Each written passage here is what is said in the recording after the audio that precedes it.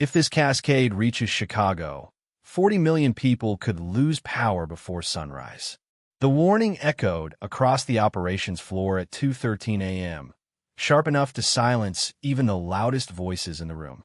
Dozens of monitors flickered beneath the cold fluorescent lights of the National Grid Coordination Center outside Columbus, Ohio. Coffee cups sat abandoned beside open laptops. Neckties hung loose. Sleeves were rolled up. Some of the top infrastructure experts in the country stared helplessly at lines of red alerts crawling across their screens like spreading cracks in glass. "We isolated the failure twice already," one engineer snapped. "Then why is it still spreading?" Another fired back. A woman near the center console rubbed both hands over her face. "Because the backup clock keeps corrupting the relay sync." The room buzzed with tension, exhaustion, and the kind of fear no one wanted to say out loud. Outside the massive reinforced windows, freezing rain streaked sideways across the parking lot, while distant thunder rolled through the February sky.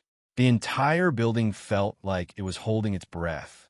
At the far end of the control room, unnoticed by almost everyone there, a man quietly pushed a mop bucket across the polished floor near Server Bay C.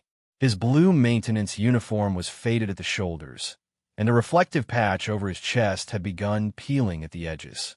Caleb Mercer moved slowly, carefully, like a man who had learned long ago that steady hands mattered more than loud words. He paused beside a trash can, tying off the bag with calm precision while another wave of alarms erupted overhead. "We're out of options," someone muttered near the main console. "No," another voice answered bitterly. "We're out of time." Caleb glanced up at the nearest monitor for only a second before returning to his work. The numbers flashing across the system logs reflected faintly in his tired gray eyes. He said nothing. Not yet. Near the center platform stood Claire Whitmore, Senior Infrastructure Director for the Midwest Grid Sector. Her black blazer was folded over the back of a chair, sleeves rolled neatly to her elbows, sharp eyes scanning data. Faster than anyone else in the room. At 36, Claire had built a reputation for solving problems before other people even understood them. But tonight was different. Tonight, the system was slipping through everyone's hands. Detroit's relay chain just failed, an analyst called out. A low curse spread through the room. Claire stepped forward instantly. "Push the backup synchronization manually." "We already tried that." "Try it again." Fingers slammed keyboards. Screens refreshed. Then another wave of red warnings flooded the network map. Somewhere behind the walls, the server turbines hummed louder, deeper, almost like a distant storm building underground. One engineer removed his headset and stood up. "I'm done," he whispered. "This thing's eating itself alive." Nobody stopped him when he walked away. The silence he left behind felt heavier than the alarms. Caleb reached the end of the corridor and slowly wrung out the mop into cloudy gray water. The fluorescent lights above him buzzed softly. He looked once more toward the giant digital map spreading failure across half the country. Then quietly, almost gently, he spoke for the first time all night. "You're fixing the symptom," he said, "not the collapse." The room didn't move at first. Several heads turned slowly toward the maintenance man, standing beside a yellow mop bucket under flickering lights. One exhausted consultant actually laughed under his breath. Claire narrowed her eyes. Caleb met the glowing screen for another long second before adding in the same calm voice, "Your backup systems are mirroring the same corrupted clock." And suddenly, nobody in the room looked tired anymore. For a moment, nobody in the control room spoke. The storm outside rattled against the glass walls while rows of monitors painted the exhausted faces in shifting red light. Then someone scoffed. "The janitor thinks he found the answer." A few nervous chuckles followed, thin and uncertain. Claire Whitmore did not laugh. She stared at Caleb Mercer from across the operations floor, her sharp eyes narrowing slightly as she replayed his words in her head. "Your backup systems are mirroring the same corrupted clock." One of the senior engineers crossed his arms. "That does not even make sense. The backup timing network is isolated." Caleb rested both hands calmly on the mop handle. "It was isolated 6 months ago," he replied quietly. Then someone patched the relay bridge during the winter storm updates. The engineer frowned immediately. How would you know that? Caleb did not answer. Instead, he glanced toward the nearest screen, where another synchronization failure flashed across the Midwest grid map. The room erupted again. Cleveland just dropped offline. Frequency instability rising. We are losing the northern relay chain. Claire stepped forward quickly. Run a verification on the relay bridge update logs. Claire, we do not have time for this. One consultant snapped. Run it, she repeated. Her voice cut through the room like cold steel. Fingers moved rapidly across keyboards. The sound of typing mixed with the endless hum of cooling fans beneath the raised server floors. Caleb lowered his eyes again and resumed mopping slowly along the edge of the room as if none of it involved him at all. That almost irritated Claire more than the comment itself. Most men would have tried to sound important after interrupting a crisis meeting. Most men would have stood taller, talked louder, demanded attention. Caleb Mercer simply kept cleaning the floor. 30 seconds later, an analyst looked up sharply from his terminal. Wait. Another pause. The bridge patch was rerouted through the backup clock servers during the December freeze response. A quiet tension spread through the room. That is impossible, someone whispered. No, the analyst replied slowly, staring at the data. He is right. The room fell still again, but this time the silence felt different. Claire turned toward Caleb. He was near the far hallway now, replacing a trash liner with careful, practiced movements. Under the pale fluorescent lights, he looked older than she first realized. Early 40s maybe, broad shoulders worn down by exhaustion instead of age. A silver wedding band still rested on his left hand, even though the skin beneath it had faded pale over time. There was something deeply disciplined about him, something restrained. Mr. Mercer, Claire called. Caleb looked up. How long have you worked here? 8 months. Maintenance. Night shift contractor. One consultant let out a dry laugh. Wonderful. The fate of the electrical grid now depends on a janitor from night maintenance. Caleb said nothing to defend himself. That silence unsettled Claire even more than arrogance would have, because men who needed recognition usually chased it. This man almost seemed determined to avoid it. Another alarm erupted overhead. More red warnings flooded the giant map across the wall. Somewhere deeper inside the building, the backup generators groaned under increasing strain. Claire felt the pressure tightening around every person in the room. Millions of homes depended on them. Hospitals, airports, entire cities waiting asleep in the dark without knowing how close the system stood to collapse. Caleb glanced once toward the monitors, then quietly removed a folded photograph from his shirt pocket before setting it beside the sink station near the wall. It showed a little blonde girl around 10 years old standing beside a science fair display, smiling with missing front teeth beneath fluorescent school lights. Across the bottom, written in blue marker, were the words, "Good luck tonight, Dad." Claire looked at the picture, then back at Caleb, and for the first time all night, she stopped seeing a janitor.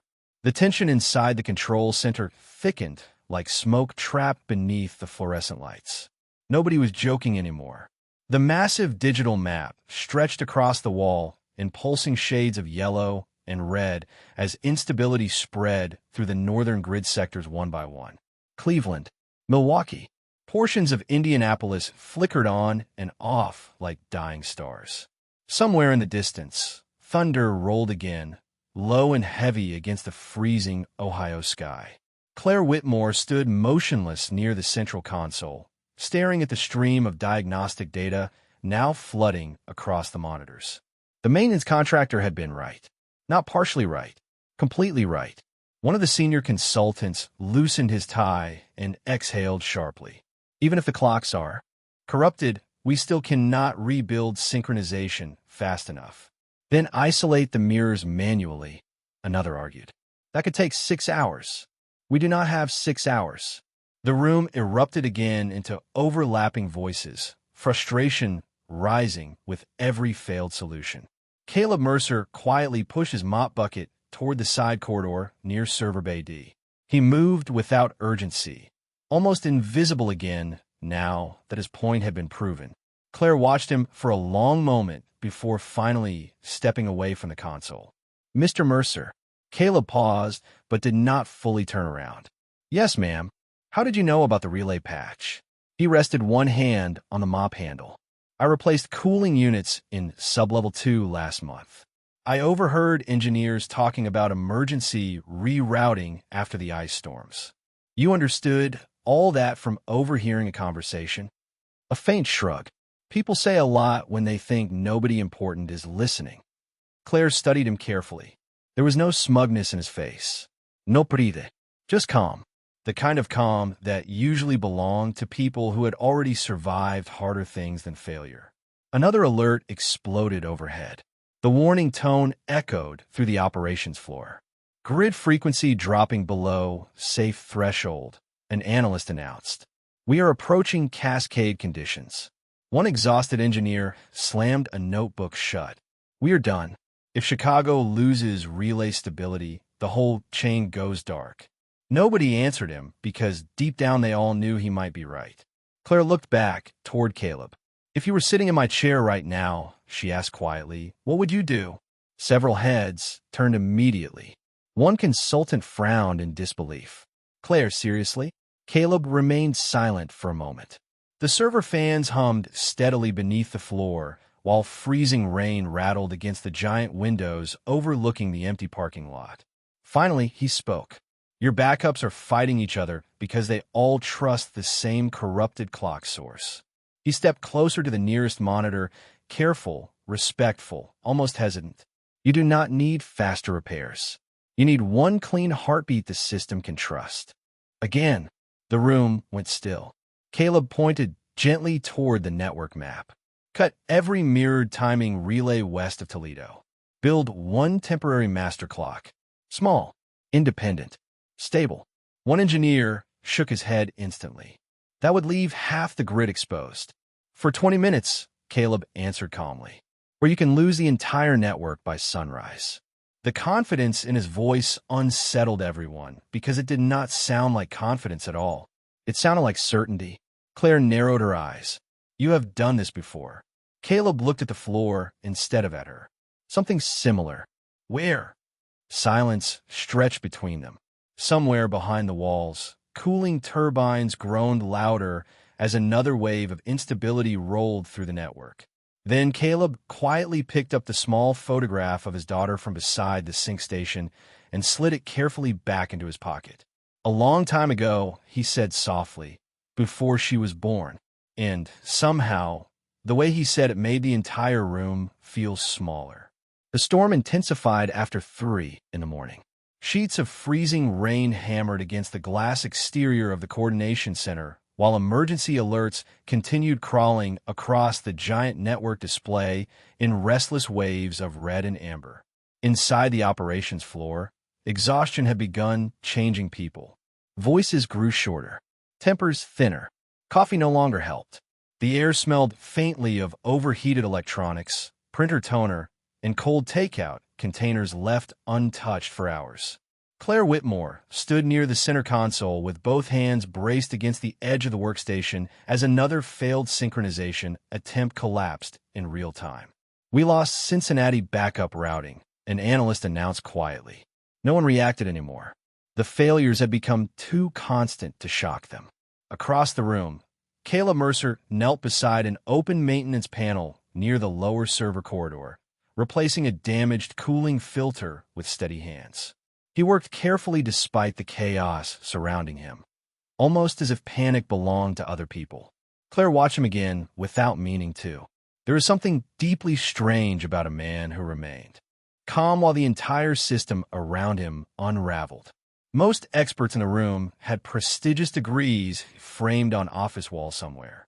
Caleb had a mop bucket and worn work boots with salt stains around the soles.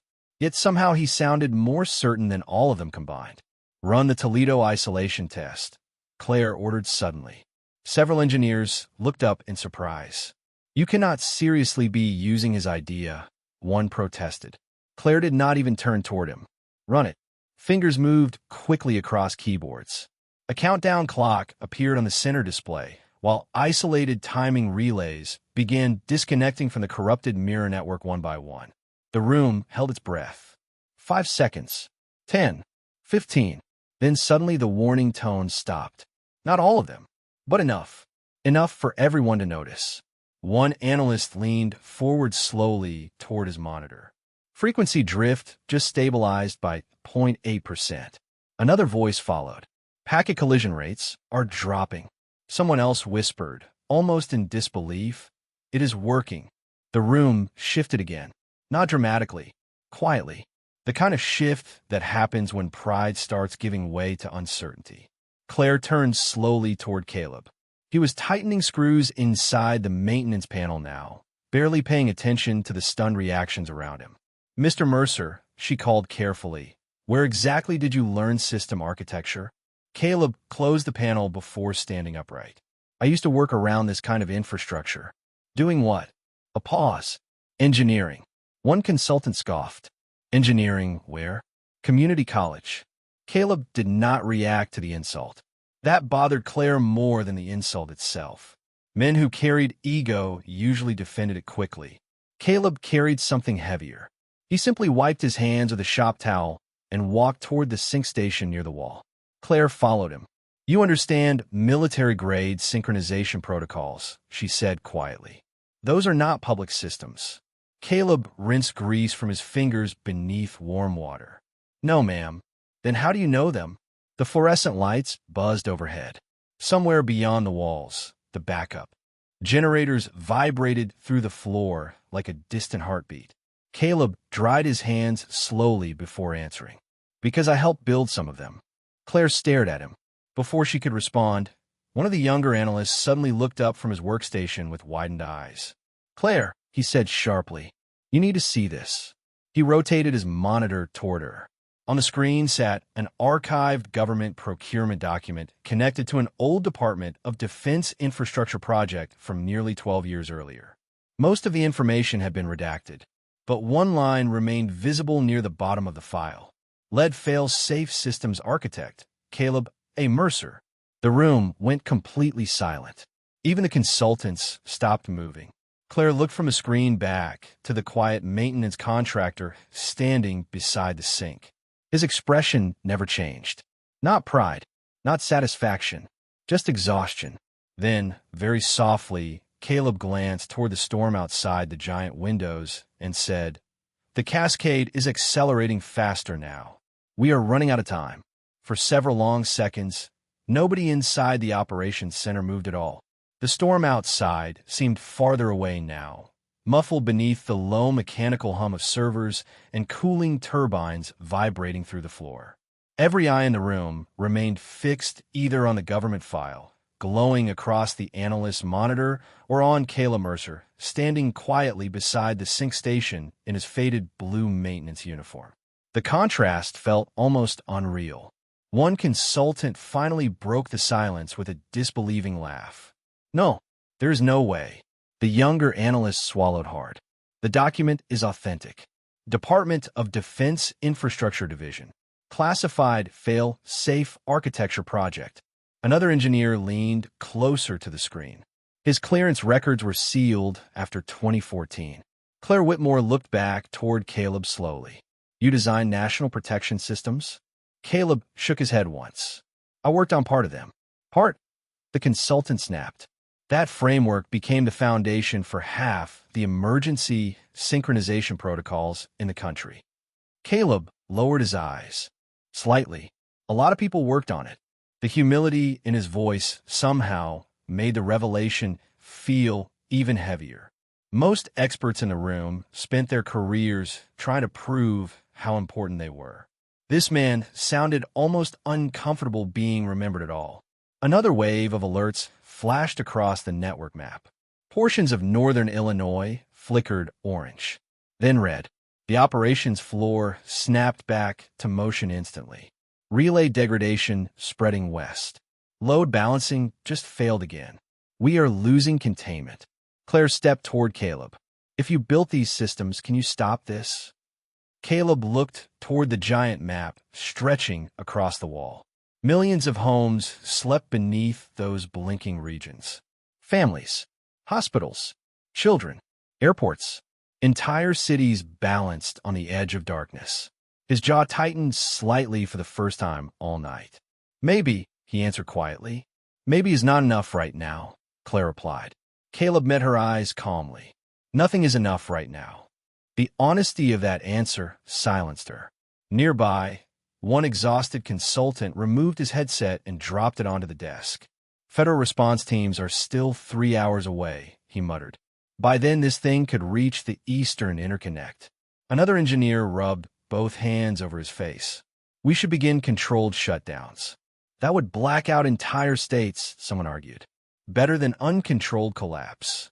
The room spiraled again toward panic, overlapping voices echoing sharply beneath fluorescent lights that suddenly felt too bright and too cold. Through it all, Caleb remained still. Claire noticed the way he listened, not just to the words, to the rhythm beneath them, like a man studying stress fractures inside a bridge before deciding where it might break. Finally, he spoke. You are all trying to protect the network. Several heads turned toward him. Caleb glanced toward the failing system map. The network is already gone. Silence followed instantly. Then what are you suggesting? Claire asked carefully. Caleb stepped toward the center display for the first time all night. The red warning lights reflected faintly across his tired face. Save. The heartbeat first, he said softly, then rebuild around it. One consultant scoffed again. Rebuild? Overnight, Caleb nodded once. If we keep chasing the collapse, we lose everything by sunrise. The giant monitors buzzed overhead while sleet rattled against the dark windows beyond the operations floor. Somewhere in the building, a backup transformer groaned under strain. Claire stared at Caleb, trying to reconcile the quiet maintenance contractor with a man standing inside those classified records. Why are you working night maintenance? She asked suddenly. The room grew still again. Caleb looked down briefly at the wedding band on his hand before answering. Because after my wife died, he said quietly, my daughter needed a father more than the country needed another engineer. Nobody in the room had a response to that. And somehow, in the silence that followed, the exhausted experts stopped looking at Caleb Mercer like a janitor and started looking at him like their last chance. By 4:07 in the morning, the operations center no longer sounded like a place full of experts. It sounded like survival.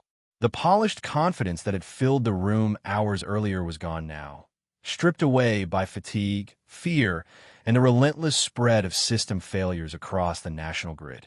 The giant digital map on the wall pulsed in uneven flashes of red and amber, while freezing rain continued hammering against the windows overlooking the dark Ohio parking lot. Coffee machines hissed in forgotten corners. Cooling fans roared beneath the raised server floors. Somewhere deep inside the building, emergency generators vibrated like distant thunder. Caleb Mercer stood at the center console now, no longer beside the mop bucket he had quietly abandoned near Server Bay C.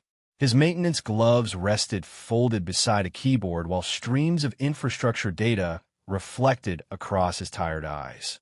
The room watched him differently now, not because he demanded authority, because he never did. If we rebuild one clean, timing spine, Caleb said calmly, the relay sectors will stabilize around it naturally. One consultant rubbed his forehead. That would take days. Caleb shook his head once. Not if we stop trying to save everything at the same time. Claire Whitmore stood beside him, studying the live grid diagnostics. How many sectors can we realistically hold? Caleb typed quietly for several seconds before answering. 3 major corridors. Maybe 4 if the northern substations cooperate. And the rest. He looked at the blinking map. Temporary darkness. The words settled heavily across the room. Nobody liked them, but nobody argued either. Because unlike panic, truth sounded steady when Caleb spoke it. One analyst suddenly pointed toward the Eastern Network cluster. Frequency drift is worsening again. Caleb moved immediately, fingers gliding across the console with surprising speed for someone who had spent the night pushing a mop bucket through hallways. Cut mirrored relay authority from Detroit and Fort Wayne, he instructed. Force them onto isolated timing. That could destabilize load sharing. an engineer warned. It already is unstable, Caleb replied quietly. We are just choosing where the damage stops spreading. The room obeyed, not because titles told them to, because competence did. Outside, the storm darkened the horizon while the clock above the control center ticked toward dawn. Claire watched Caleb work beside the endless glow of monitors and realized something unsettling. He never wasted movement. Every command was measured, every adjustment deliberate. There was no ego in him, no performance, just focus, like a man repairing something sacred instead of technological.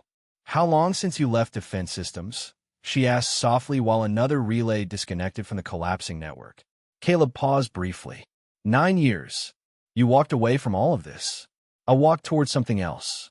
Claire remembered the photograph of his daughter tucked carefully into his pocket. The little handwritten message beneath her smile. Good luck tonight, Dad. Around them, exhausted engineers monitored the slowly stabilizing sectors with growing disbelief. Cleveland just leveled out. Frequency holding steady in Columbus. Packet loss dropping below emergency thresholds. A quiet ripple spread through the room. Not celebration. Hope. Small. Fragile. Dangerous. Caleb leaned closer toward the main console, studying fresh streams of synchronization data flowing across the display. His jaw tightened slightly. Claire noticed immediately. What is it? Caleb did not answer first. He enlarged one section of the network map near the western corridor. A thin red pulse continued spreading beneath the stabilized sectors like a hidden crack beneath ice. The cascade adapted, he said quietly. Several engineers looked up sharply. What does that mean? One asked. Caleb exhaled slowly. It means the system is learning around our repairs faster than expected. Silence fell again. The storm outside rattled harder against the giant windows while the fluorescent lights overhead buzzed faintly in the exhausted quiet. Then Caleb rolled up the sleeves of his faded maintenance uniform, revealing old scars of solder burns along his forearms from years spent building machines most people would never understand. He looked toward the massive grid display one more time before speaking in the same calm voice that somehow steadied the entire room. All right, he said softly. Now we rebuild the whole thing. At 4:43 in the morning, the entire operations center moved to the rhythm of Caleb Mercer's voice. The panic that had once dominated the room was gone now, replaced by something quieter and far more focused. Engineers who had spent hours arguing with each other suddenly listened without interruption as the former systems architect, in a faded maintenance uniform, rebuilt the nation's collapsing grid sector by sector beneath the cold glow of fluorescent lights. Rainwater streaked down the giant glass windows overlooking the dark Ohio highway beyond the facility. Inside, rows of monitors illuminated exhausted faces in pale shades of blue and red while the low thunder of server turbines vibrated through the floor like a mechanical heartbeat fighting to survive. Caleb stood at the center console with both sleeves rolled to his elbows, revealing old solder scars across his forearms and a simple black digital watch worn smooth with age. His movements remained steady despite the pressure, crushing everyone around him. Route northern timing through isolated pulse control, he instructed calmly. Then strip every mirrored authority layer west of Chicago. One analyst hesitated. That could disconnect nearly 12 million customers temporarily. Caleb nodded once without looking up. For 8 minutes. Or permanently if we wait longer. Nobody questioned him anymore. Claire Whitmore watched from beside the console as entire teams followed Caleb's instructions with the kind of trust usually reserved for people with titles carved into office doors. Yet the man guiding them through the worst infrastructure crisis in decades still wore a peeling maintenance badge over his chest. Somewhere near the back row of terminals, a young engineer whispered quietly to another, "How does somebody like him end up cleaning floors?" Claire heard the question. So did Caleb. But he gave no reaction at all. He simply continued typing across the synchronization controls while streams of timing data reflected across his tired eyes. Bring Detroit offline for exactly 90 seconds, he said. No longer. Copy. Stabilize relay spine 3 before reconnect. Understood. The room moved like an orchestra now. Calm commands. Sharp responses. Controlled urgency. Outside, the storm slowly began weakening as the black horizon softened toward the first traces of dawn. Then suddenly another warning alarm burst across the operations floor. Western corridor destabilizing again. Several engineers froze. The giant digital map flashed violently as a wave of corrupted timing signals surged back across the network. One consultant cursed under his breath. It is collapsing again. Claire looked toward Caleb instantly. He stared at the screen in silence for 2 long seconds while warning tones echoed overhead. Then he reached into his shirt pocket and pulled out the folded photograph of his daughter. He looked at it only briefly before setting it beside the keyboard near his trembling coffee cup. The little handwritten words beneath her smile caught Claire's eyes again. "Good luck tonight, Dad." Caleb exhaled slowly. "No," he said quietly. "It is afraid." Several people looked at him. In confusion, Caleb pointed toward the unstable network pulses racing across the display. The corrupted relays keep searching for the old mirrored clock because the system still believes that is home. Claire stared at him. "Can we change that?" Caleb nodded once. "Yes." "Ow!" He looked around the exhausted room filled with frightened experts, flickering monitors, empty coffee cups, and people who had almost given up hours ago. Then he spoke softly, like a man explaining something simple instead of saving millions of lives. "We teach the system a new heartbeat." Silence fell again. The fluorescent lights buzzed faintly overhead while sleet tapped gently against the windows. Caleb's fingers moved across the console one final time before he entered a completely new synchronization architecture into the National Relay Network. The room held its breath. 1 second passed, then 5, then 10. Suddenly, across the giant digital wall, the spreading red sectors stopped moving. One by one, the warning alerts faded. Chicago stabilized first, then Detroit, then Indianapolis. Entire corridors shifted slowly from red to gold to steady green. Nobody in the room spoke. They simply stared as the dead grid came back to life beneath the hands of a quiet single father who had once been asked to empty trash cans and clean the floors. At exactly 5:12 in the morning, the final relay corridor stabilized. The giant digital map stretching across the operations center shifted fully from scattered warning colors into calm streams of green light rolling across the Midwest like dawn spreading over dark water. For the first time in nearly 7 hours, no alarm sounded. No warning tones echoed through the room. No engineers shouted across terminals. The entire operations floor fell into complete silence. It was the kind of silence people remembered for the rest of their lives. Exhausted analysts stared at their monitors as steady synchronization numbers held firm across every major sector. Chicago remained stable. Detroit remained stable. Indianapolis, Columbus, Milwaukee, Cleveland. One by one, the entire system held together beneath the architecture Kayla Mercer had rebuilt. Through the night, near the back row of terminals, someone quietly whispered, "My God."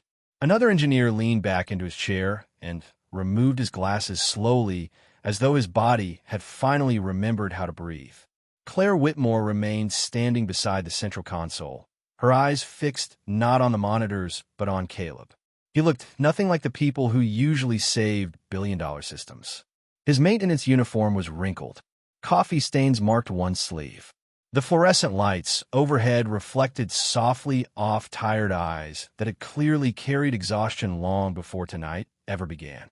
Yet somehow, while experts panicked and systems failed, he had remained the calmest person in the room. Caleb studied the final synchronization reports for several silent seconds before finally stepping back from the console. "The grid is stable," he said quietly. No celebration followed immediately. The room was too stunned for that. Several people simply sat frozen in place, staring at the restored network as if afraid it might disappear again if they blinked too hard.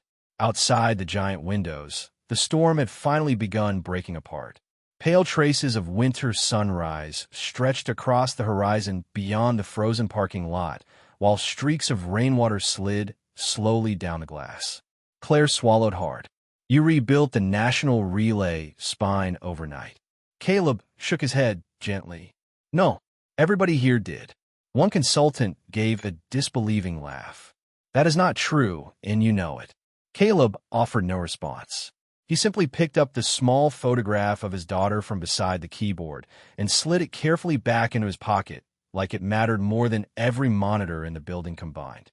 Nearby, one of the younger analysts was still staring at the classified government file on his screen. You could have been running half the infrastructure sector in Washington, he said quietly. Why disappear into maintenance work? Caleb looked toward the windows where dawn slowly painted silver light across the storm clouds.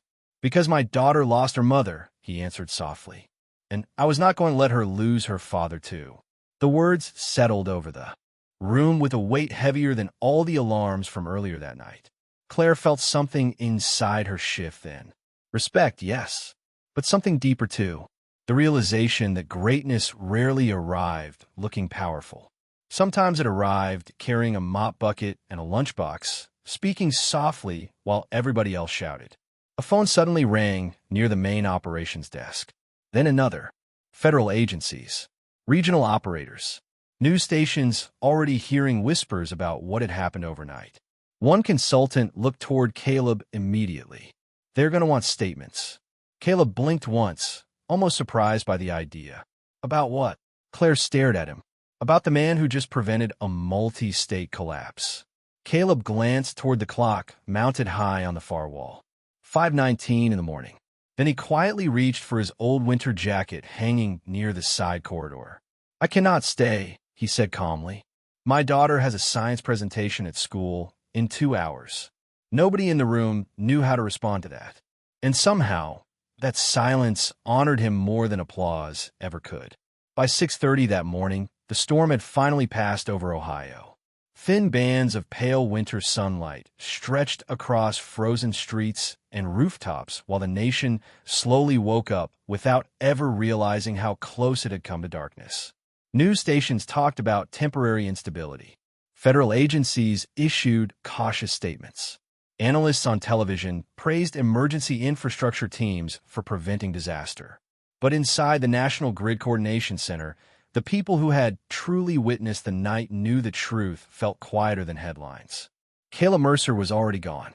The operations floor looked different in daylight. Empty coffee cups still covered desks. Jackets hung over chairs where exhausted engineers had finally fallen asleep.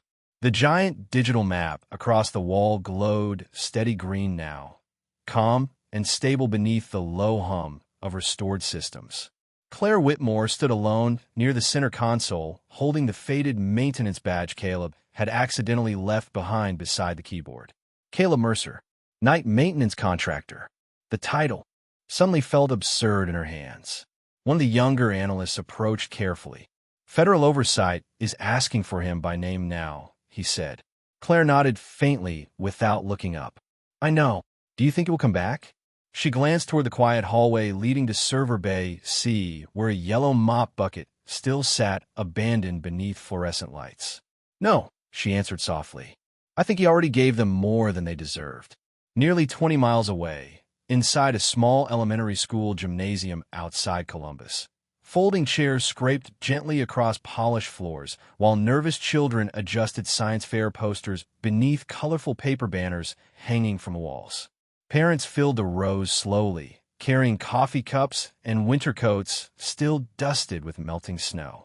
At the far end of the room, a little blonde girl stood beside a handmade presentation board titled Renewable Energy and Smart Grids. Her sneakers bounced nervously against the floor as she searched the crowd every few seconds. Then the gym doors opened quietly. Caleb Mercer stepped inside, wearing the same wrinkled maintenance uniform beneath an old winter jacket, exhaustion resting heavily beneath his eyes. The moment his daughter saw him, her entire face lit up. "Dad!" she shouted, waving both hands high into the air. Caleb smiled for what felt like the first time in years. not the polite, restrained expression he carried through the night. A real smile. Warm, proud, human. He crossed the gym floor as she ran toward him and wrapped both arms around his waist. "You made it," she whispered. Caleb knelt slightly beside her. "I promised I would." Around them, nobody recognized the man who had quietly rebuilt critical infrastructure while the rest of the country slept. To the other parents, he looked like a tired working father trying not to miss his daughter's school event after a long night shift. And somehow, that made the truth even more beautiful. Later that afternoon, Claire Whitmore stood outside the school parking lot holding 2 cups of coffee in gloved hands. She had driven there without fully understanding why. Maybe gratitude, maybe curiosity, maybe because some people leave behind silence too powerful to ignore. Through the gymnasium windows, she spotted Caleb sitting in a folding chair beside his daughter while she proudly explained her project to a group of judges. He listened with complete attention, like nothing else in the world mattered more. Claire did not interrupt them. She did not walk inside. Instead, she stood there quietly beneath the cold winter sunlight and finally understood something that years of titles, prestige, and executive meetings had never taught her. The strongest people are rarely the loudest ones. Sometimes they are the men who sacrifice recognition for responsibility.